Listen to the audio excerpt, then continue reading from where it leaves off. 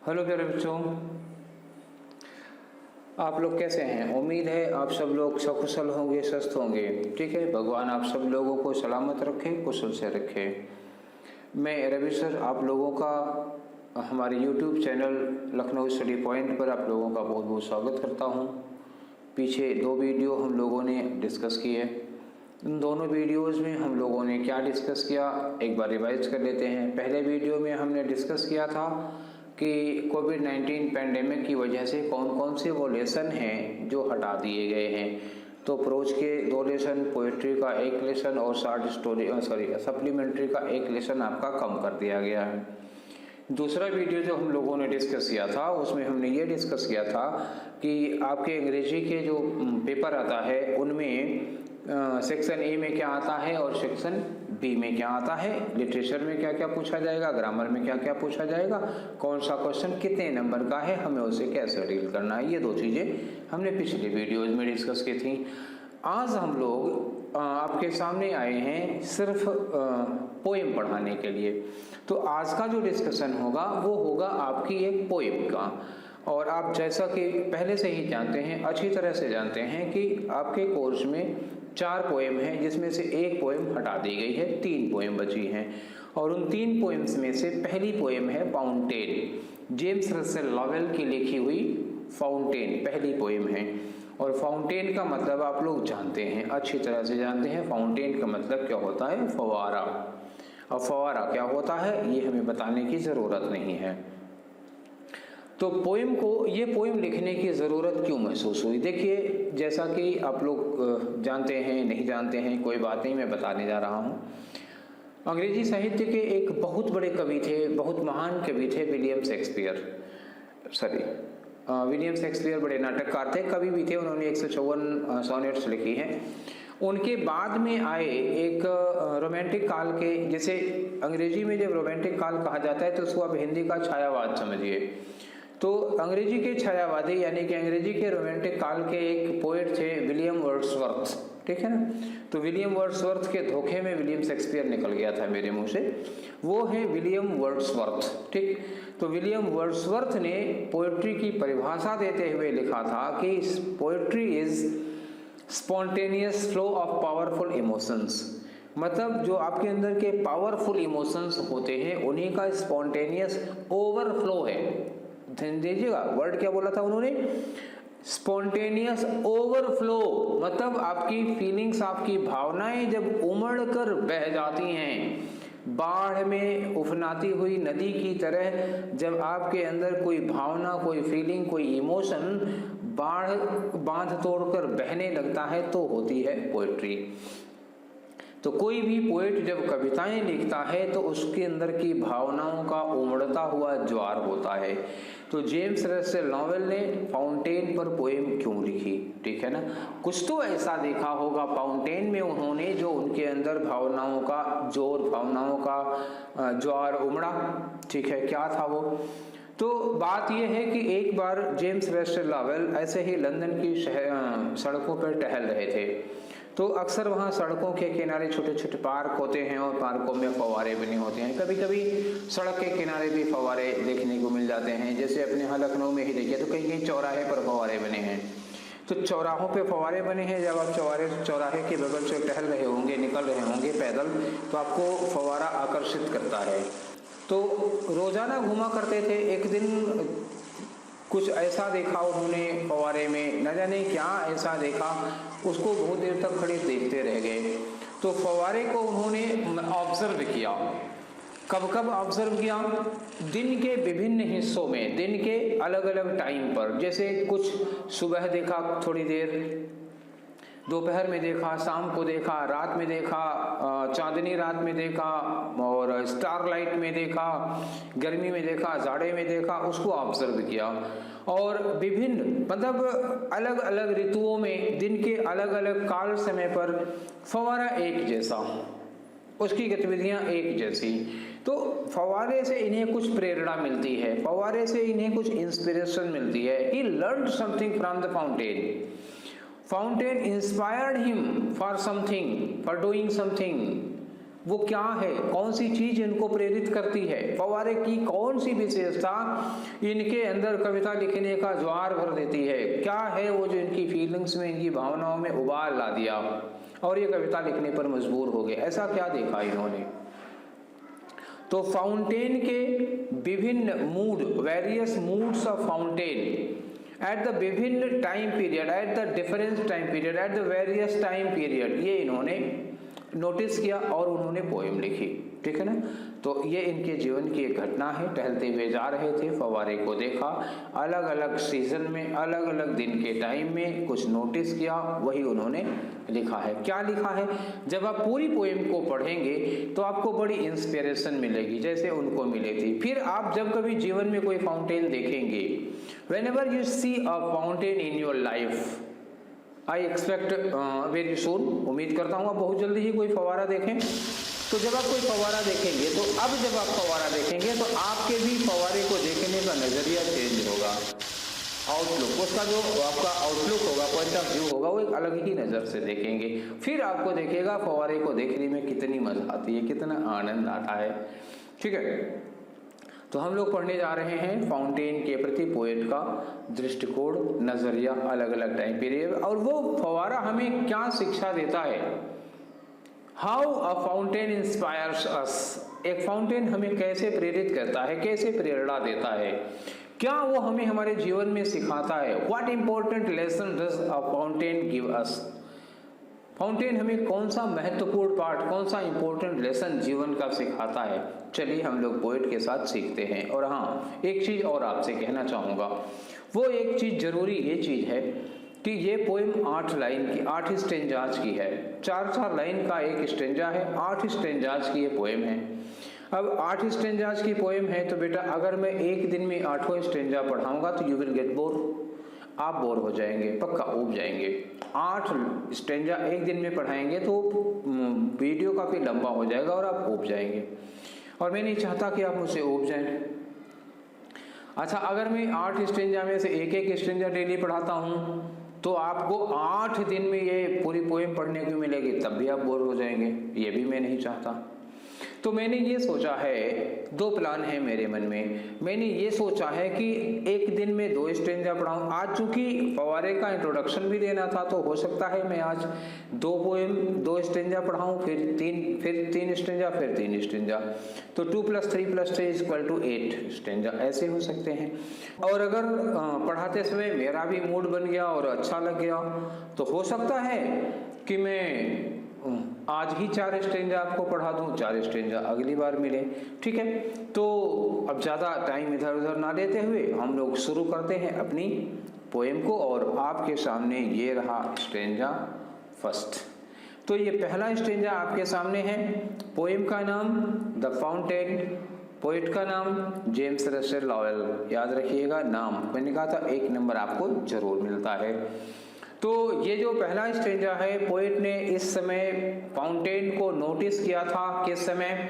Into the sunshine. क्या इन्होंने कब नोटिस किया था? ध्यान रखिएगा, फाउंटेन को देखने का जो इनका टाइम है वो कौन सा टाइम है?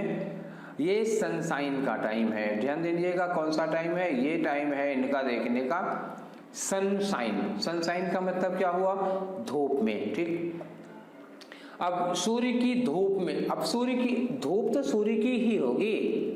जब मैंने कहा धूप में देखा तो इसका मतलब जब सूर्य चमक रहा था। जब सूर्य चमक रहा था तो अक्सर वो टाइम हम सुबह का या शाम का नहीं लेते हैं। कब का वो समय लेते हैं? ये टाइम हम लेते हैं दोपहर का। ठीक है ना? ये मेरिडियन टाइम होता है दोपहर में, जब सूर्य से एकदम सिर के ऊपर चमकता है, ब्राइट लाइट होती है। ठीक है ना? तो पोएट नोटिस करता है फव्वारे को कब? सनशाइन में नोटिस करता है। तो सनशाइन में जब फव्वारे को नोटिस करता है तो क्या पाते हैं? Poet notices, poet watches the fountain into the sunshine. इन्होंने नोटिस किया सनशाइन में, और क्या पाया? पाया इन्होंने कि जो फव्वारा सनशाइन में है वो क्या है? Full of light. क्या है? Full of light. भाई दोपहर में आप किसी भी चीज को देखेंगे तो वो रोशनी से भरा हुआ होगा, चमकदार होगा। फुल ऑफ लाइट का मतलब क्या हुआ? Shining, bright. ठीक ना? इनटू द सनशाइन मतलब दोपहर की धूप में फवारा कैसा था, फुल ऑफ लाइट का मतलब ब्राइट। एक वर्ड में अगर आप फुल ऑफ लाइट को लिखना चाहते हैं तो इस फुल ऑफ लाइट के लिए एक वर्ड मेरे लिए मेरे जहन में क्या सोच रहा है कि मैं लिख दूं ब्राइट। तो इनटू द सनशाइन दोपहर की धूप में फवारा कैसा दिखा, ब्राइट, शाइनिंग, चमकता हुआ दिखा। ठीक है। दूसरा है, इन्होंने कहा कि कर क्या रहा था फवारा, देखने में वो ब्राइट लग रहा था, कर क्या रहा था, लीपिंग। लीपिंग का मतलब क्या हुआ, उछलना, नीचे से उछलना। जैसे आप गद्दे पर कूद जाइए तो ऊपर की ओर उछल जाएंगे, तो जो आप ऊपर की ओर उछल जाते हैं उसी को कहा जाता है लीपिंग। लीप मतलब ऊपर की ओर उछल गए। एंड फ्लैशिंग, फ्लैश का मतलब क्या हुआ, आप याद करिए फ्लैश क्या होता है। कभी आप अंधेरे में फोटो खींचने लगते हैं तो मोबाइल की कौन सी लाइट जला लेते हैं, फ्लैश लाइट जला लेते हैं। फ्लैश लाइट का मतलब क्या हुआ, कहीं पर रोशनी का पुंज पड़ता है तो वो होती है फ्लैश लाइट। तो फवारे पर जब रोशनी पड़ेगी तो कैसे दिखाई देता है, वो फ्लैश लाइट की तरह। तो लीपिंग एंड फ्लैशिंग मतलब क्या हुआ, ऊपर की ओर उछलता हुआ, और फ्लैशिंग का मतलब चमकता हुआ। कब से कब तक, फ्रॉम मॉर्न। मॉर्न का मतलब क्या होगा, मॉर्न का मतलब हो गया सुबह। कब से, सुबह से, टिल नाइट, कब तक, रात तक। तो पहले स्टेंजा में ये जो पहला स्टेंजा इन्होंने कहा, तो पहले स्टेंजा में लगभग कुल बातें इन्होंने ये कही कि पोएट ने एक फाउंटेन को देखा सूर्य की धूप में, सूर्य की रोशनी में, और इन्होंने देखा कि सूर्य की रोशनी में फाउंटेन लाइट से भरा हुआ, चमक से भरा हुआ, प्रकाश से भरा हुआ, ब्राइट, चमकीला दिखाई दिया। वो लीपिंग, फवारा नीचे से ऊपर की ओर उछल रहा था, और अब जब देखिए फवारा नीचे से ऊपर की ओर उछलेगा, पानी की बूंदें होंगी, लाइट पड़ेगा तो प्रकाश के पुंज, प्रकाश की चमक निकलेगी, जैसे टार्च से रोशनी निकलती है। तो फवारे से वैसे ही रोशनी निकल रही थी, फवारे पे लाइट पड़ रही थी। जब फवारा ऊपर की ओर उठता था तो लगता था जैसे टार्च। सोचिए नीचे से फवारा यूं होता है, इतनी पतली धार होगी, इतनी पतली धार जब ऐसे ऊपर की उठती है तो यूं फैल जाती है, ये यूं फैल जाएगी, नीचे से उठती है यूं फैल जाती है। उस पर रोशनी आप डालेंगे तो जैसे लगता है टार्च से निकल के रोशनी ऐसे फोकस में, ऐसे टार्च फ्लैश डाल रही हो, तो ऐसे इनको दिखाई देता है फवारा। आप समझ गए ना, इमेजिन कर लिए होंगे। आई थिंक आप लोग बड़ी अच्छी इमेजिनेशन कर लेते हैं, इमेजिन आपने कर लिया होगा। ठीक है। तो leaping and flashing from morning night, सुबह से शाम तक उसको यही कार्य करते हुए इन्होंने देखा। तो ये आपका एक स्टेंजा हुआ। चलिए अब हम आपको बताते हैं कि इस तरह से स्टेंजा में क्वेश्चन क्या पूछे जाते हैं। तो देखिए एक बात तो ये क्वेश्चन पूछा जाएगा, मान लीजिए यही स्टेंजा आपसे एग्जाम में पूछ लिया गया तो आपसे क्या पूछा जा सकता है। पहली बात जो आपसे पूछी जा सकती है कि इस स्टेंजा के पोएट और इस लेसन का नाम बताइए। तो पहला क्वेश्चन यही होगा, आप लिखेंगे lesson, name of the lesson, fountain, the fountain, name of the poet James Russell Lowell. ठीक है। एक क्वेश्चन कभी कभी पूछा जाता है राइमिंग का। तो राइमिंग क्या होती है, देखिए जैसे यहाँ पे लिखा हुआ है साइन, सन साइन, लास्ट में क्या साउंड आ रहा है, साइन। तो साइन से मिलता हुआ कोई एंडिंग वर्ड है, लाइट है, नहीं है, फ्लैशिंग नहीं है, नाइट, साइन से मिलता जुलता कोई नहीं है। दूसरा देखिए दूसरी लाइन के अंत में क्या लिखा हुआ है, लाइट, और ये लाइट किससे राइम कर रहा है, नाइट से। लाइट और नाइट एक दूसरे से राइम कर रहे हैं। तो अगर आपसे मान लीजिए अब ये जो फ्लैशिंग है, फ्लैशिंग किसी से राइम नहीं कर रहा है, तो इसमें कोई राइमिंग नहीं है और इसमें कोई राइमिंग नहीं है। किसमें राइमिंग है, देखिए लाइट में और नाइट में आपस में राइमिंग है।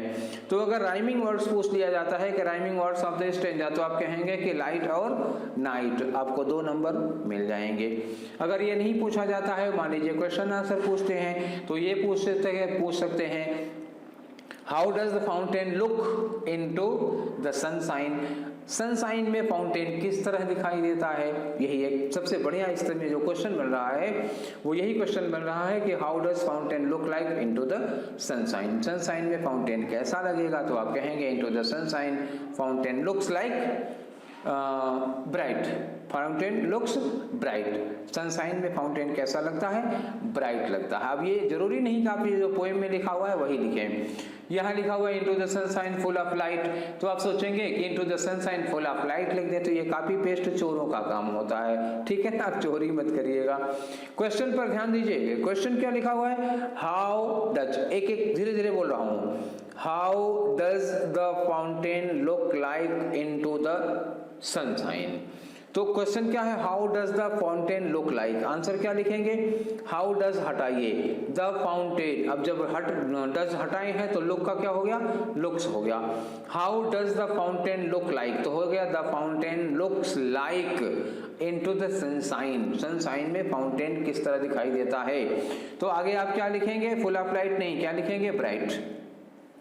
The fountain into the sunshine, the fountain looks bright, अब लाइक भी हटा दीजिए, लुक्स ब्राइट, कैसा दिखाई देता है, ब्राइट दिखा देता, आपका आंसर हो गया। तो फुल ऑफ लाइट की जगह आप क्या वर्ड यूज कर देंगे, ब्राइट यूज कर देंगे। देखिए ये जो आपका आंसर होता full of light, full of light के लिए आप एक वर्ड यूज कर दीजिए केवल ब्राइट, बस हो गया काम। मैंने पहले भी लिखा था किसी जगह पर ब्राइट लगाइएगा, क्लियर हो गया, ठीक है। चलिए तो ये एक स्टेंजा हम लोगों ने पढ़ लिया, अब हम लोग बढ़ते हैं दूसरे स्टेंजा की ओर, ठीक है ना। दूसरे स्टेंजा में क्या दिया हुआ है, दूसरे स्टेंजा में दिया हुआ है, देखिए इनटू द मूनलाइट, मूनलाइट क्या होती है बच्चा, मूनलाइट होती है चांदनी रात, चंद्रमा के प्रकाश में। चंद्रमा का प्रकाश कैसा होता है, एकदम दूधिया होता है, दूध की तरह उज्जवल होता है। तो मूनलाइट में जब आप देखेंगे किसी फाउंटेन को, किसी फव्वारे को, आप याद रखिएगा फाउंटेन में क्या होता है, वाटर के बहुत स्मॉल पार्टिकल्स होते हैं, वाटर के स्मॉल पार्टिकल्स, वाटर का कोई कलर नहीं होता, जो भी कलर आप उसमें डाल देंगे उसी कलर का हो जाएगा। तो वाटर के टाइनी पार्टिकल्स होते हैं फाउंटेन में, ठीक। तो अब वाटर के टाइनी पार्टिकल्स पर अगर दूधिया लाइट पड़ती है तो वो वाटर पार्टिकल्स कैसे दिखेंगे, दूधिया कलर के दिखेंगे। तो एकदम दूध के कलर का फाउंटेन नजर आ रहा है, तो दूध के कलर का क्या लगेगा, एकदम स्नो वाइट लगेगा, नजर आएगा, ठीक है। तो इनटू द मूनलाइट, इमेजिन कर लिया आप लोगों ने, आप अपनी इमेजिनेशन को बस स्ट्रांग रखिए, सब कुछ हो जाएगा। इनटू द मूनलाइट, मूनलाइट में व्हाइटर देन स्नो, यही तो मैं बात कर रहा था, व्हाइटर देन स्नो, स्नो क्या होता है, बर्फ। मूनलाइट में फव्वारा कैसा नजर आता है, बर्फ से भी ज्यादा सफेद, बर्फ से भी ज्यादा धवल उज्जवल एकदम, ठीक है ना। इमेजिन करिएगा फव्वारा मूनलाइट में देख रहे हैं आप, इमेजिन करिए मूनलाइट पड़ रही है तो कितना सफेद दिखाई दे रहा होगा, बस आपको मीनिंग समझ में आ जाएगी। और क्या कर रहा है, वेविंग, सनलाइट में क्या कर रहा था, लीपिंग एंड फ्लैशिंग, मूनलाइट में क्या कर रहा है, वीविंग। वेविंग का मतलब क्या होता है, वेव करना क्या होता है भाई, जैसे हम ये सीधे से हैं, अब हम इधर हो जाए तो क्या हुआ, राइट गए, इधर हो जाए तो क्या हुआ, लेफ्ट गए।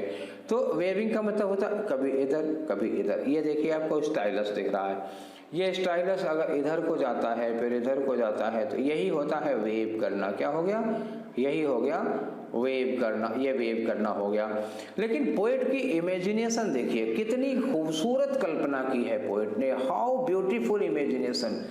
लिखा इन्होंने वेविंग सो फ्लावर लाइक, किसकी तरह, फूल की तरह। आगे क्या लिखा, when winds blow, when winds blow, wind मतलब क्या हुआ, हवा, ब्लो का मतलब बहती है, जब हवा बहती है। अब आप इमेजिनेशन करिए जरा, किसी पार्क का सीन इमेजिनेशन, आया आप मान लीजिए आपके घर की छत पर गमले में एक फूल लगा है, गेंदे का या गुलाब का, एक पतली सी डंडी है, ठीक है, उसकी जो क्या कहते हैं, उसका तंतु होता है, उत्तरिका जिसको कहते हैं, ऐसे ही टहनी है, टहनी से यहाँ गुलाब का फूल लगा हुआ है, गेंदे का फूल लगा हुआ है, हवा चलती है। तो जब ऐसे ही इसमें गुलाब का फूल लगा हुआ है, हवा चलेगी तो इधर की ओर झुक जाएगा, जब इधर की हवा चलेगी तो इधर की ओर झुक जाएगा, इधर से हवा चलेगी इधर की ओर झुक जाएगा।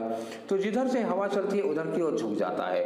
तो हवा के साथ साथ बाएं दाएं आगे पीछे झूलता हुआ, वेव का मतलब झूमता हुआ। अब ये झूमना गलत मत सोचिएगा, शराब पीकर भी लोग झूमते हैं, मैं उस वाले झूमने की बात नहीं कर रहा हूँ, ये खुशी में झूमने की बात कर रहा हूँ। फूल, ठीक है ना, एक फूल है जो हवा चलने पर कभी बाएं कभी दाएं हवा की दिशा की ओर झुक जाता है, झूम रहा है। तो फव्वारा मूनलाइट में, चांदनी रात है, दूधिया प्रकाश पड़ रहा है, बर्फ की तरह। अब पोएट ने तो बर्फ से भी ज्यादा सफेद कहा, तो बर्फ से भी ज्यादा सफेद फव्वारा ऐसे बाएं दाएं आगे पीछे बाएं दाएं झूम रहा है, जैसे हवा चलने पर फूल बाएं दाएं आगे पीछे झूम रहा हो। आपने इमेजिन कर लिया, बैठ गया दिमाग में, ओके, मैं समझ गया कि आपकी समझ में आ गया। क्वेश्चन क्या पूछे जाएंगे? क्वेश्चन वही राइमिंग के क्वेश्चन पूछे जाएंगे। तो देखिए मूनलाइट किसी से राइम नहीं कर रहा, स्नो किससे राइम कर रहा है? ब्लो से राइम कर रहा है। और नाइट और लाइक में कोई राइमिंग नहीं आ रही है। क्वेश्चन 1 पूछा जाएगा तो इस पोएम के लेसन का और पोएट का नाम होगा, पहले ही बता चुका हूं। अब एक क्वेश्चन और पूछा जा सकता है कि how does fountain look like in the moonlight, तो जैसे उसका क्वेश्चन था उससे ही इसका भी आंसर होगा, ठीक है ना। तो व्हाइटर देन स्नो आपका जवाब होगा। चलिए हम लोग अगले स्टेंजा की ओर बढ़ते हैं और हमारा अगला स्टेंजा है इनटू द स्टारलाइट। 3 तरह के प्रकाश में देख लिया हमने फाउंटेन को। एक प्रकाश कौन सा था? सनलाइट। दूसरा प्रकाश क्या था? मूनलाइट। और तीसरा प्रकाश क्या होगा? स्टारलाइट। तारों की रात में। तारों की रात में मतलब अंधेरी रात होगी। तारों की रात में तो कोई खास प्रकाश होता नहीं, इसका मतलब ये क्या हुआ? अंधेरी रात हो गई, कृष्ण पक्ष जिसको कहते हैं।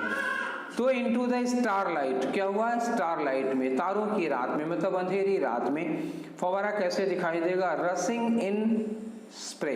रसिंग का मतलब क्या हुआ? तेजी से भाग कर जाता हुआ। और स्प्रे का मतलब क्या होता है? स्प्रे तो आप समझ रहे होंगे। अरे भाई, जब आप कहीं पार्टी में जाने लगते हैं तो परफ्यूम स्प्रे करते हैं। और वैसे भी आजकल सभी लोग जान गए हैं, कोरोना समय चल रहा है, जहां भी जाइए स्प्रे, सैनिटाइजर स्प्रे। तो सैनिटाइजर का स्प्रे हो रहा है आजकल। तो ठीक स्प्रे का मतलब समझ गए। स्प्रे भी वो फव्वारे की तरह ही होता है, लेकिन फव्वारा नीचे से ऊपर की ओर उड़ता है। स्प्रे क्या होता है? कोई भी चीज पिचकारी की तरह छूटती है। तो स्टारलाइट में फव्वारा कैसा नजर आ रहा है? पिचकारी की तरह। जैसे पिचकारी का मुंह नीचे करके, ऐसे पिचकारी नीचे रख के ऊपर की ओर उसका मुंह करके पिचकारी छोड़ दी जाए तो पिचकारी की तरह निकलता हुआ। आप इमेजिन कर लीजिएगा पिचकारी क्या होती है। तो एक स्प्रे इमेजिन करिएगा, एक स्प्रे, ऐसे स्प्रे को ऊपर की ओर मुंह करके स्प्रे कर दीजिए, देखिए कैसे ऐसे निकलता है। तो स्टारलाइट में इन्होंने ऑब्जर्व किया, इन्होंने नोटिस किया कि फव्वारा स्प्रे की तरह निकल रहा हुआ। Happy at midnight, happy by day. बहुत खूबसूरत, बहुत गहरी लाइन पोएट ने कर दी है। आप इस लाइन को दिल में बैठा लीजिए, मेरे कहने पर इस लाइन को दिल में बैठा लीजिए। ये जीवन की एक जीवन का दर्शन है, जीवन की बहुत बहुमूल्य बात कही गई है। ध्यान दीजिएगा क्या कह रहे हैं कि हैप्पी एट मिडनाइट। हैप्पी, इस बात पर ध्यान रखिएगा, हैप्पी इस वर्ड पर आप बहुत ध्यान रखिएगा। हैप्पी है, कब हैप्पी है? मिडनाइट भी है और हैप्पी ही है कब है? डे में। सोच लीजिए, फव्वारा मिडनाइट आधी रात को भी फव्वारा हैप्पी है और दोपहर में डे में भी फव्वारा हैप्पी है। तो पोएट को फव्वारे की, फाउंटेन की यही क्वालिटी थी जो सबसे ज्यादा अपील की। पोएट को फव्वारे की यही क्वालिटी सबसे ज्यादा उसके दिल को छू जाती है। कौन सी? कि जब उन्होंने सूर्य की रोशनी में दोपहर में देखा था तब भी खुश था, चंद्रमा की रोशनी में चांदनी रात में देखा था वो तब भी खुश था, और जब स्टारलाइट में अंधेरी रात में देखा तब भी वो खुश था। मतलब कि वह फव्वारा दिन में भी खुश है और फव्वारा आधी रात में भी खुश है। और साहित्य जगत में दिन को सुख और पॉजिटिविटी का प्रतीक माना जाता है और रात को, अंधेरे को दुख का प्रतीक माना जाता है। तो फव्वारा दिन में भी खुश है, फव्वारा रात में भी खुश है। मतलब फव्वारा सुख में भी खुश है और दुख में भी खुश है। तो इंसान को फव्वारे का ये गुण सीखना चाहिए। हमारे आपके अंदर भी ये गुण होना चाहिए। कभी कोई मुसीबत आती है, कभी थोड़े बुरे दिन आते हैं, तब भी हमें खुश रहना चाहिए। कभी बहुत अच्छे दिन आते हैं, तब भी हमें खुश रहना चाहिए। जीवन में जैसे फव्वारे की जिंदगी में रोज परिस्थितियां बदलती हैं, सुबह भी देखता है, दोपहर भी देखता है, शाम भी देखता है, रात भी देखता है। दोपहर का धूप की रोशनी में भी वो मुस्कुराता रहता है और रात में, अंधेरी रात में भी वो मुस्कुराता रहता है। तो हमें फव्वारे से ये सीखना चाहिए कि हमें चाहे सुख हो चाहे दुख हो, हमेशा एक जैसे रहना चाहिए, हमेशा खुश रहना चाहिए। कोई भी परिस्थिति, चाहे दुख हो चाहे सुख हो, हमेशा एक जैसी नहीं रहती है। परिस्थितियां बदलती रहती हैं। हमें बदलती परिस्थितियों के साथ एडजस्ट करके अपने आप को हमेशा खुश रखने का प्रयास करना चाहिए। ये थी इस स्टेंजा की प्रेरणा, ये था इस स्टेंजा का इंस्पिरेशन जो पोएट ने फाउंटेन से रिसीव किया और हमको और आपको बताया। शायद हम लोग फव्वारे से ये चीज ना रिसीव कर पाते, ये चीज ना सीख पाते जो पोएट ने हमें सिखाई और बताई। तो ये हो गए 3 स्टेंजा हम करते हैं। अब बाकी का एक स्टेंजा और है, जो 4 स्टेंजा मेरा मन कर रहा था कि मैं 4 स्टेंजा आप लोगों को आज ही पढ़ा दूं। हालांकि मूड बहुत अच्छा बना है, मन कर रहा है कि 8वां स्टेंजा पढ़ा दूं। अब अच्छा लग रहा है, बहुत अच्छा लग रहा है, लेकिन 8वां पढ़ाएंगे नहीं अभी। 4 स्टेंजा आपको बाद में मिलेंगे, थोड़ा इंतजार करिए, क्योंकि इंतजार का भी अपना एक मजा होता है, उस इंतजार का मजा लीजिए, ठीक है। तो चौथा stanza, ever in motion. Ever का मतलब क्या होता है? ऑलवेज। एवर का मतलब क्या हुआ?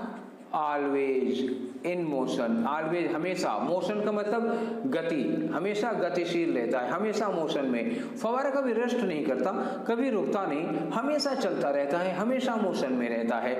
Blithesome and चियरी। ब्लिथसम का मतलब क्या हुआ? खुश, प्रसन्न, हैप्पी। एंड चियरी, इसका भी मतलब खुश। तो दोनों वर्ड ब्लिथसम एंड चियरी दोनों एक ही वर्ड हैं।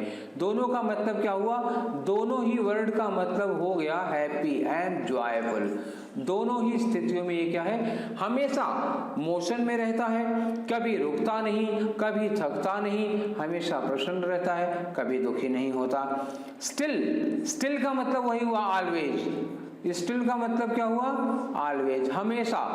क्लाइंबिंग हेवनवर्ड। हेवनवर्ड, हेवन कहाँ होता है? आसमान, तो ऊपर की ओर। क्लाइंबिंग हेवनवर्ड, ये आसमान है, ये फव्वारा है। हमेशा फव्वारा क्या होता है? ऊपर की ओर चढ़ता है, ये आसमान की ओर। तो फव्वारा हमेशा ऊपर की ओर, आसमान की ओर चढ़ता है। मतलब क्या हुआ? ऊपर की ओर देखता है, नीचे की ओर नहीं देखता, पॉजिटिव रहता है, ठीक है ना। तो स्टिल क्लाइंबिंग, स्टिल का मतलब क्या हुआ? लगातार, ऑलवेज क्लाइंबिंग हेवनवर्ड, हमेशा ऊपर की ओर उठता है, हमेशा फव्वारा ऊपर की ओर चलता है। नेवर अवियरी, बहुत खूबसूरत वर्ड है। नेवर का मतलब कभी नहीं, और अवियरी का मतलब हुआ थकान, और ये कभी थकता नहीं। सोचिए कितनी खूबसूरत बातें कही कि फव्वारा हमेशा गति में रहता है, एवर इन मोशन, हमेशा गतिशील रहता है, ऑलवेज एक्टिव रहता है। ब्लिथसम एंड चियरी, हमेशा हैप्पी रहता है, हमेशा जॉयफुल रहता है। Still climbing heavenward, always trying to raise, always raising, always rising upward. heavenward का मतलब हमेशा ऊपर की ओर उठता रहता है, कभी डाउनफॉल नहीं होता, कभी नीचे की ओर नहीं आता, हमेशा ऊपर की ओर जाता है, हमेशा ऊपर की ओर वो गति करता है। नेवर अवियरी, कभी थकता नहीं, हमेशा चलता रहता है और कभी थकता नहीं। और हमें भी फव्वारे से ये सीखना चाहिए कि हमें जब तक अपनी मंजिल ना मिल जाए तब तक हमें थकना नहीं चाहिए। और हमेशा हमेशा कैसे सोचना चाहिए? हमको हमेशा ऊपर की ओर सोचना चाहिए, हमेशा अच्छे विचार सोचना चाहिए, हमेशा कभी नीचे की ओर नहीं, हमेशा ऊपर की ओर सोचना चाहिए, ठीक है ना। तो ये थे 4 स्टेंजा जो आपकी इस पोएम के थे। चारों स्टेंजा बड़े खूबसूरत स्टेंजा थे, हर लाइन में कोई ना कोई मैसेज था जो हमें पोइट देना चाह रहा है। तो ये 4 स्टेंजा, इसमें भी क्वेश्चन वैसे ही होंगे जैसे हमने पहले पढ़ाए थे। चौथे स्टेंजा में भी, तीसरे स्टेंजा में भी क्वेश्चन के टाइप वही होंगे, ठीक है। तो इस पोएम के 4 स्टेंजा हम लोगों ने आज खत्म किए। 4 स्टेंजा बाकी बचे हुए हैं जिनको हम बहुत शीघ्र ही लेकर आप लोगों के सामने आएंगे। और ये 4 स्टेंजा आप लोगों को कैसे लगे, और अगर कोई प्रॉब्लम हो तो भी लिखिएगा, और अच्छे लगे तो जरूर लिखिएगा, ठीक है। तो फिर मिलेंगे अगले 4 स्टेंजा के साथ। Till then take care, thank you very much for being with us.